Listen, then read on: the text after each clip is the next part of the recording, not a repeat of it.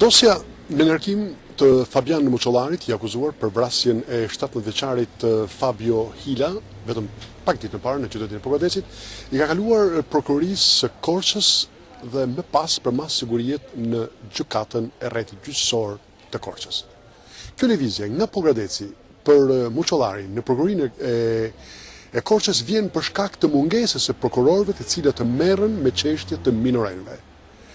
Masa sigurisë janë të gjitha gjasat të jetë nesër në këtë gjykatë, pra në gjykatën e Korçës, por deri në këtë moment nuk është bërë me dije se kush mund të jetë gjykatësi apo gjykatësja e cila do të caktojë masën e sigurisë për 17-vjeçarin i akuzuar për vrasjen e Fabio Hilës në kryet të pazarit në një lokal bastësh në qytetin e Pogradecit.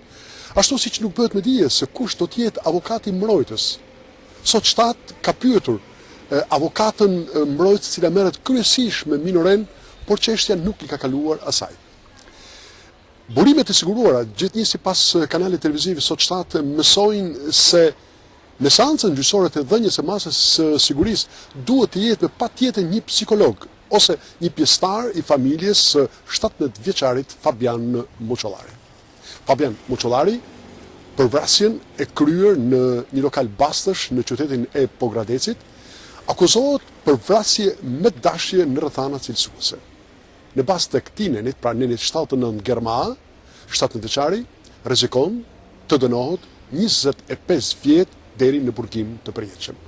Por nisur nga rrethanat lehtësuese, nga fakti se 17-vjeçari Muçollari e ka pranuar që në momentin e parë ka pranuar vrasjen, por nisur nga fakti tjetër se është minoren, do të thotë se do ketë një masë dënimit më të lehtë se sa burgimi i përjetshëm, madje edhe se 25 vjet burg, që do të jetë dënimi më i ulët për këtë vepër penale për të cilën akuzohet. Nga gjykata e Korçës për kanalin televiziv Sot shtat, Tonin Frog.